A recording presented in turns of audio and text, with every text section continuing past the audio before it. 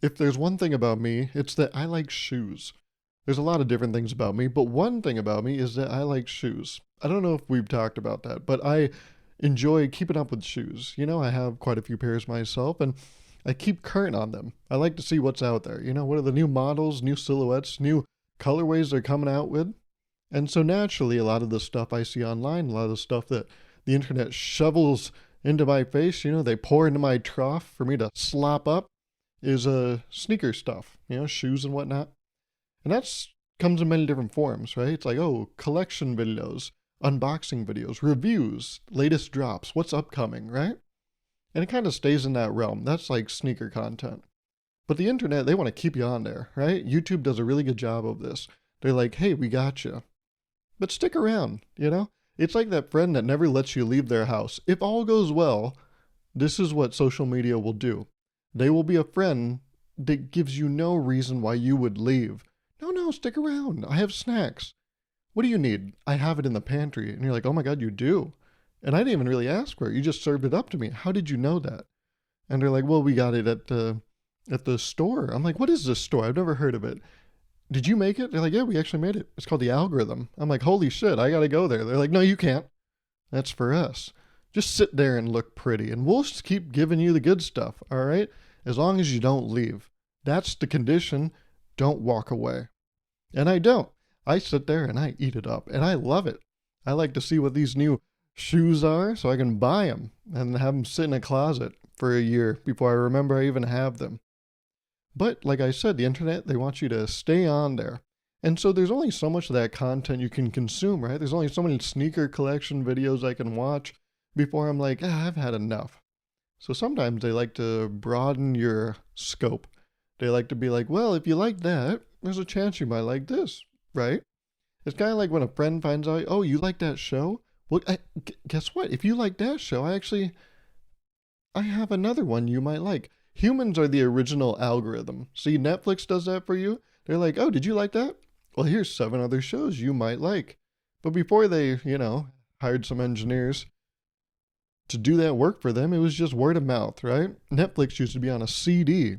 Also, by the way, I don't like this trend of like when you get older, there's always these old, relatively old form factors that adults like to make fun of the younger generation for not knowing. It's like, the classic example is on Ellen. She would always call up some youngin and be like, yeah, use this rotary phone. And then the whole crowd would be like, you don't know what you're doing, you idiot. And it would be entertainment. That's what they would call it. And then they would clip it and it would go on YouTube. Isn't that funny? But they love doing this, and I'm not going to do that, but I just want to give you a gentle reminder that Netflix used to be CDs. What are CDs? What are those flying discs? Oh, shut up. It's not interesting. Don't make that joke.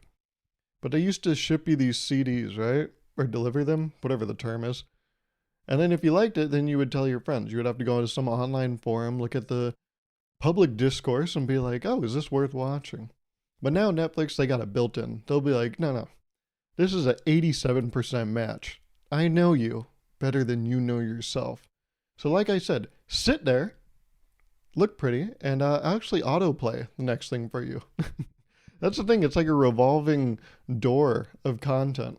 And you have no choice. It almost feels non-consensual at times because you're like reading, you're watching the end credits and they're like, yeah, before you get up to use the bathroom, here's another one. I'm like, this is a 3-hour movie you just threw at me. They're like, yeah, but you're going to like it. I'm like, yeah, I don't really have to use the bathroom, do I?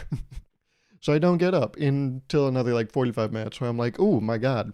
I start wondering, how long does it take before you get a bladder infection? Because this feels bad now.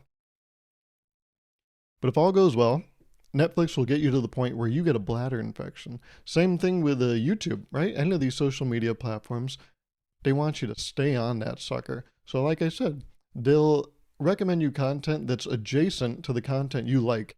And recently, that has happened to me. Because I like sneaker content, apparently YouTube has decided you would love ASMR. Give it a try. Give it a try. And just to kind of ease you into it, right? Just dip a toe in the water. We're going to give you ASMR of someone going through their sneaker collection. I'm like, oh, okay. Yeah. I I like half of that, so maybe I'll give it a shot. Now, the ASMR portion, I don't know where that came from, right? That's kind of out of left field, but I have a hunch. You see, I like watching The Library Show with Derek Garrard, and I wonder, that show, it's only whispering. So did YouTube say, oh yeah, this guy loves this shit? Yeah, he loves whispering in shoes. Well, look at this. We have the perfect thing for you. ASMR shoe collection videos. And so that was my gateway video, right? ASMR sneaker collection. But from there, I decided to get a little more familiar with the genre. And that's the thing, if you explain, going back to Out of Touch adults, if you explain or you bring up ASMR to adults, the ones that are like in touch, they always say the same thing, right? They're like, oh, is that weird thing where they make noises into a mic? Whenever adults talk about something they don't understand, I always say, oh, is that weird thing? I'm like, just drop that part. You will instantly become 10 years younger if you just stop calling it weird. That's actually weird of you. Just say, oh, is that the thing where they like make the noises in the camera? Immediately, you seem so much more accepting of the culture. When you come in hot by being like, oh, is that weird? Nope, you've already lost. I remember I was talking to a person. I was talking to someone, and then I was talking about how BoJack Horseman's one of my favorite shows, and they're like, oh, I don't know that one. I was like, oh, well, it's voiced by Will Arnett, the main character. He's actually just a horse. That's BoJack. And they're like, oh, is that weird fucking show with the horse? I'm like, all right, don't. So many words got into that sentence that didn't need to be there.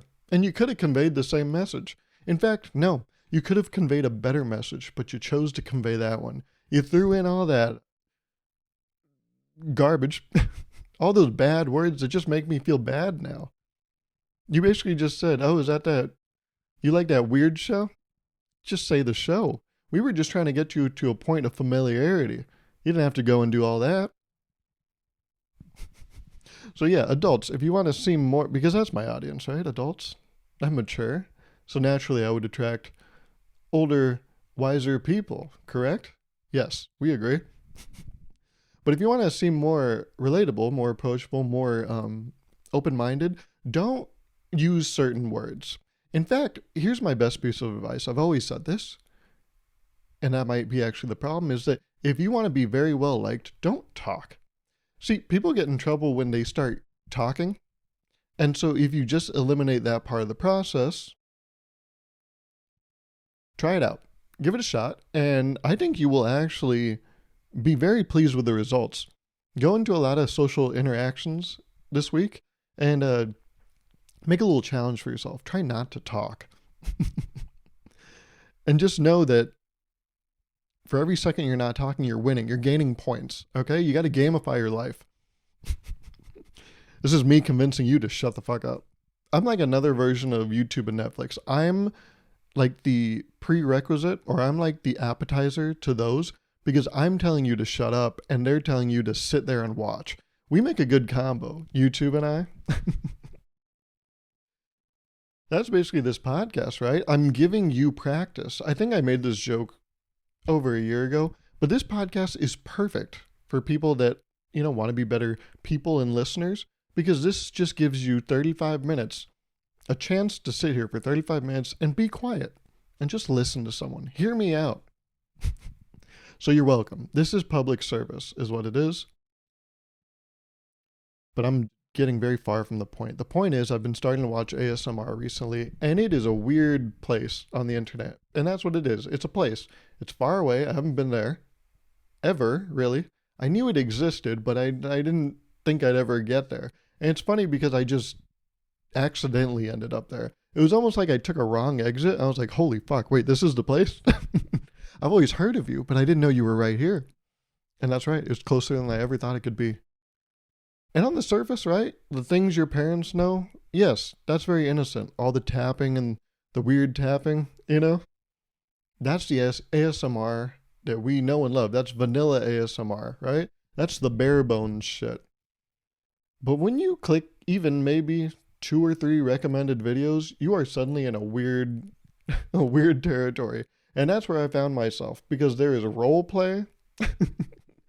There is POV stuff. I've not delved I've not dove into the POV stuff because that seems too scary.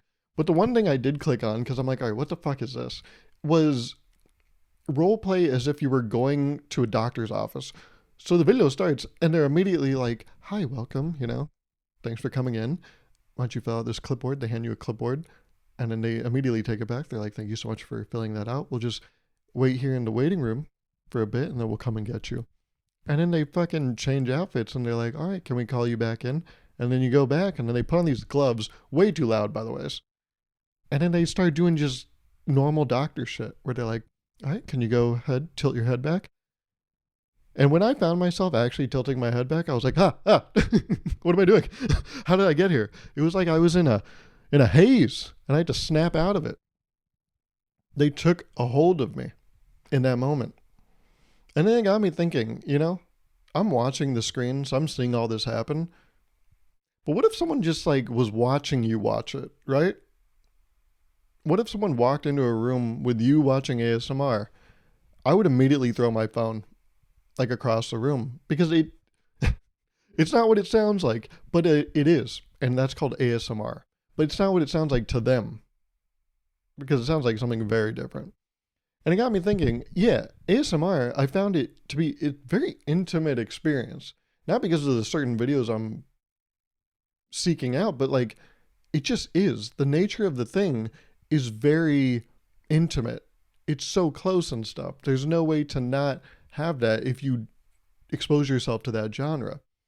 I used to borrow my mom's phone a lot when we would always go on vacations growing up.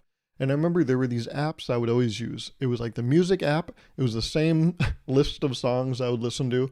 I remember the very first song on that, on her playlist was Give Me Everything by Pitbull. That's the name of the song, right? Give me everything tonight. I want all of you tonight. You know that song? So I'd always listen to that. And then I would always go on this app, which was a free facts app. And I would just flip through and it'd be just a bunch of fun facts. Of course, there's only a finite amount of them because it was an offline app. It doesn't have access to the internet. See, they didn't optimize the whole keeping someone on an app forever feature yet. So yeah, it got kind of boring after a while. But I remember one fact that I would always run into was apparently, and again, this is according to this random app on the App Store. I was young. I don't even know if this was a reputable app, right? You ever notice that? Growing up, I would watch YouTube videos and I would use things and I never paid attention to like, oh, are other people using these? Is this like tested? Do people vouch for this thing? I just used it because I happened upon it. And that's what I have never understood. Now that I make content on YouTube, I don't understand how you could see a video with like 60 views, 300 views, 800 views, and be like, I'm going to click on that. But when I was younger, I was doing that shit. I grew up and went back to see like some of my favorite NBA 2K creators. I'm like, oh my God, this guy was only getting like 800 to 1300 views a video. I thought he was like the biggest dude in the world. Like, what the fuck?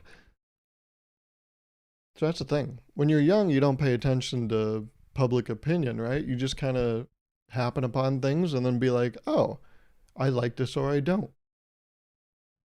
And that free facts app I loved, man. And I would always flip through, and one of the facts was apparently the most seductive thing is licking and sucking of the ear. That is only rivaled by the number 2 most seductive thing, which is whispering in the ear.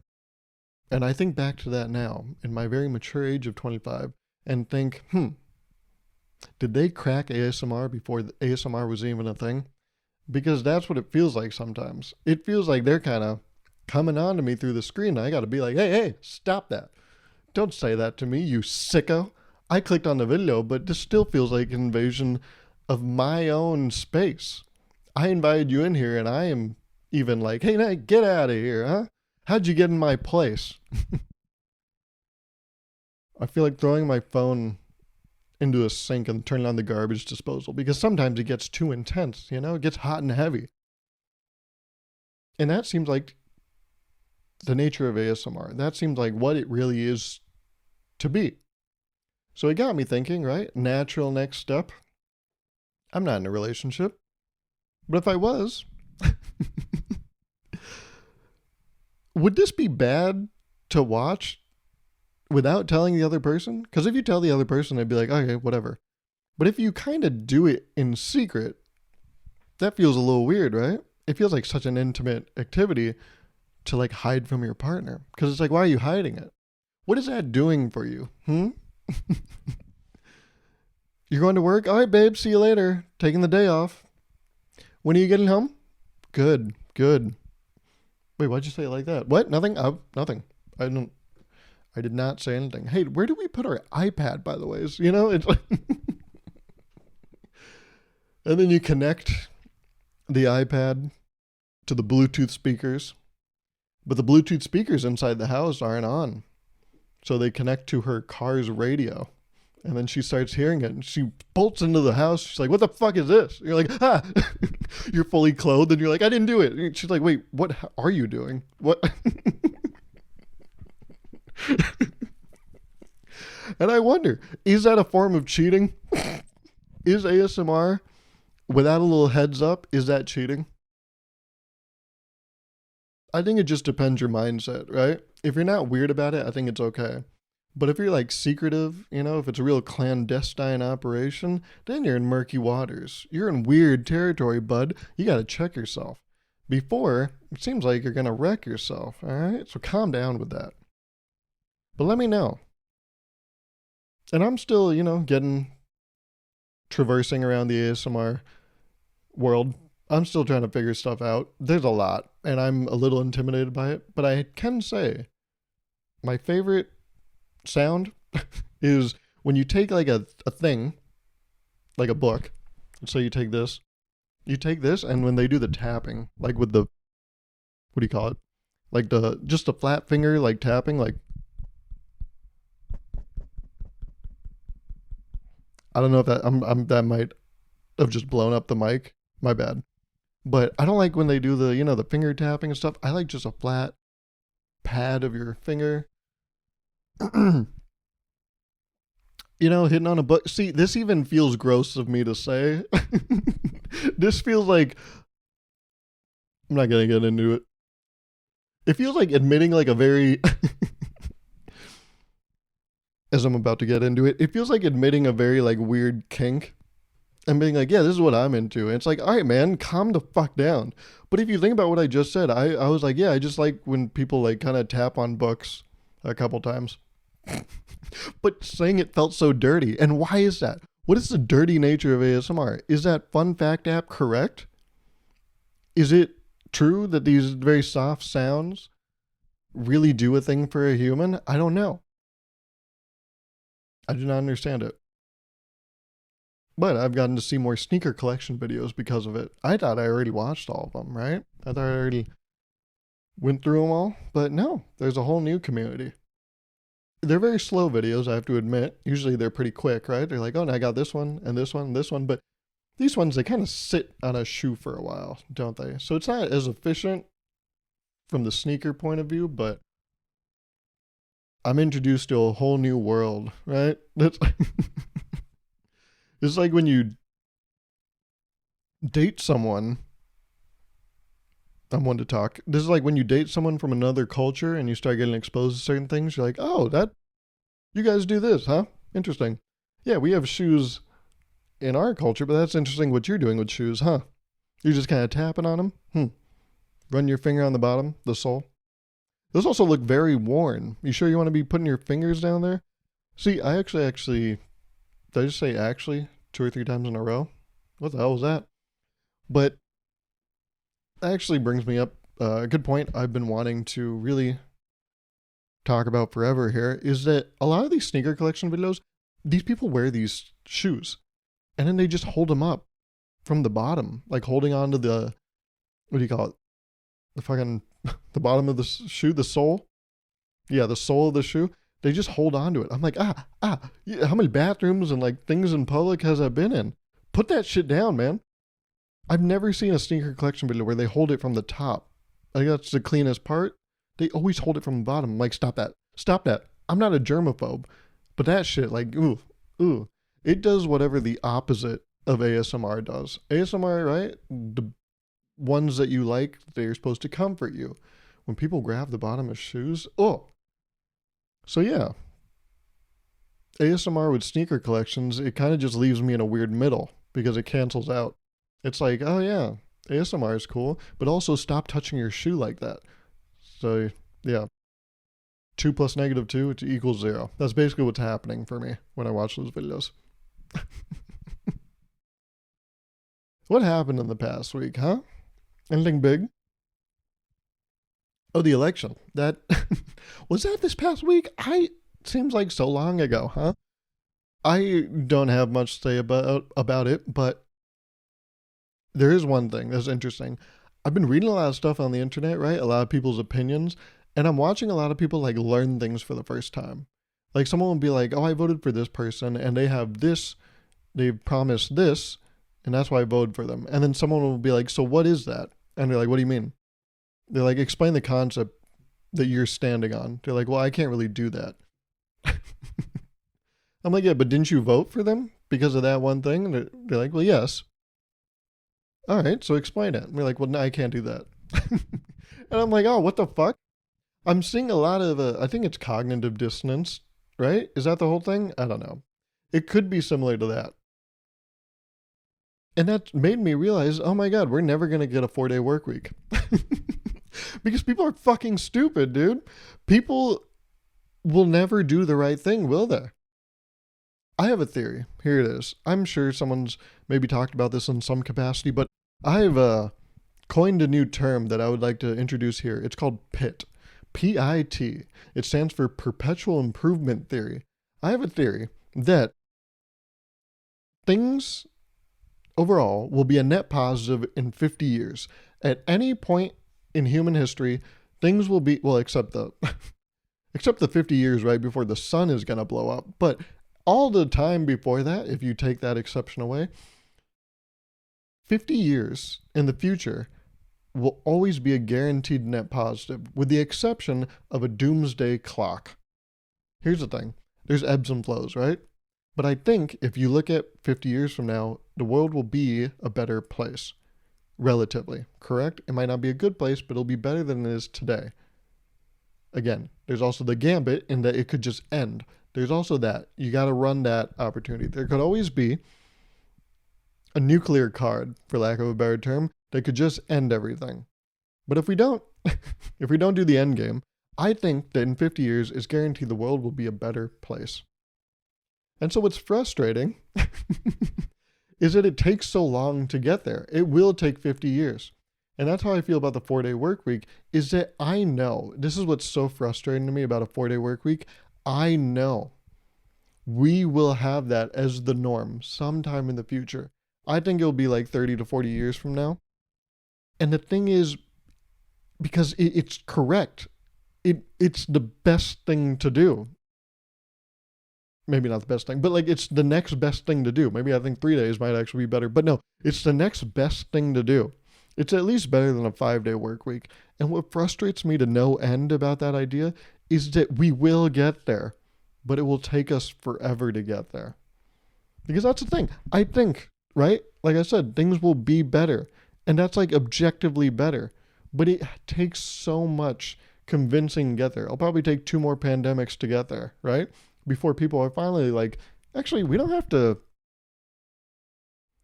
Why are we working so much? I feel like we're getting the same amount done in less time. But that's the thing. It's the same people that I'm seeing have these conversations online that are making decisions on how much we should work. And I'm like, yeah, we fucked it. We fucked it from the start. What have we done? And it's kind of depressing seeing all these people talk online because I'm like, oh my God, it's you. It's you idiots. I knew it. I was like, who was the bottleneck? I can't find you. Where are you? And then you go online, you're like, oh, you're all here. How nice. You all congregated into one spot so I can look at you and be like, what the fuck? So that's the thing. Politics are politics, but where's my 4-day work week? You guys are getting in the way of the things I care about. I'm a single issue voter, and my issue is a 4-day work week. Who's championing that? What else could you guys be possibly focused on and talking about? We need to talk about the real issues at hand. I work too much.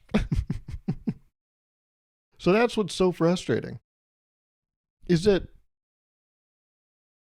this improvement will unnecessarily take like 4 decades. But I'm like, it can happen now. We're not ready. It's kind of like, have you ever played a board game with your family? You know, there's those certain members in the family where you're like, they just are not getting it. Like, you have to explain it over and over and over. And you can even see them work it out in real time. They're like, wait, so if I pass go, I get some money, right? And you're like, yes, yes. And they're like, and that is $200? And you're like, right again, you're 2 for 2. And they're like, and if I land on a space, I have to go back to start. I'm like, nope, see that? I don't even know how the fuck you got there. But why would that make sense? What does that mean? If you land on a space, you go back to start. No one, there would make no progress. Oh, I guess I see where our problem is now. But it feels like explaining a game to your relatives where you have to like coach them through the most basic shit. And sometimes you can even see. Sometimes, right? To land on both the blue spaces and Monopoly. And they have so much money because they haven't bought anything so far. And you can see that the right decision. They might even be able to have a win if they just spend the money. And you tell them, you're like, you should spend the money there. And they're like, really? Why though? I haven't bought anything so far, and that's the most expensive thing. Should I buy that? I'm like, yes. That's arguably like the most power you can have on this board. And they're like, I don't know. I'm like, I fucking I told you about Monopoly, motherfucker. You didn't even know this thing existed before today. But they're like, I don't know. I need to do my own research and then find out if Park Place is worth it. I'm like, God fucking damn. This is why we can't have nice things. And that's how it feels like trying to get a 4-day work week. It feels like some people are just not, you can see so clearly that we have a win, but some people are just holding the whole class up. And I'm like, God damn it. We've all been in math class, right? There's a topic that we all kind of get, but there's still those few people that are like, wait, I don't get it. Go back, which is okay. It's okay. Go through it one more time. But if we have to go through it 3 more times, maybe just pull them to the side after class and be like, let's go through this, you and I, huh? But don't hold up the rest of the class. And that's what's unfortunate about the internet. You see all the people holding up the rest of the class. You're like, God damn it. That's the thing. The internet, it's a beautiful place, but it sucks too. And the reason it sucks is because you get to see who all these people are. Ignorance is bliss, right? We used to not have the internet. We used to, the internet's been around my entire life. I don't know what I'm talking about. But back in the old days, back in the good old days, the internet didn't exist. So you could go around being like, no, this is the best it is. But then you go on the internet and you're like, oh, it could be so much better. And you see the people stopping you from living in those better days. Dangerous phrasing there. Let's not take that in a weird way, all right, folks? What the hell? But yeah, I thought about that. I think the perpetual improvement theory is real. I think in 50 years, the world will always be better. Of course, it will be ups and downs, and maybe that point 50 years in the future will be bad, but I think it will be better than today, with exceptions, right? We can really, there can really be some deep ebbs, some really low points for humans we've shown to have. So yes. The platform I run on is a 4-day work week. That's right. Because it's objectively the correct thing to do, right? We have a 3-day weekend this weekend, right? Some companies. I know some companies that don't do it, but I have a 3-day weekend because of Veterans Day. Shout out to all the veterans, right? Shout out to all my vets. My dogs hate you. Yeah. My dog hates the vet. Wait, that's a different vet, Gauruv. Oh yeah, you're right. Yeah. These are the vets that actually relate to dogs. These are the vets that probably have the same experience as dogs on the 4th of July. All right. Easy, guy. But yeah. Also, it's funny, veteran, it's kind of like the word caramel. You can go either way. Like, is it veteran or veteran? Is it caramel or caramel?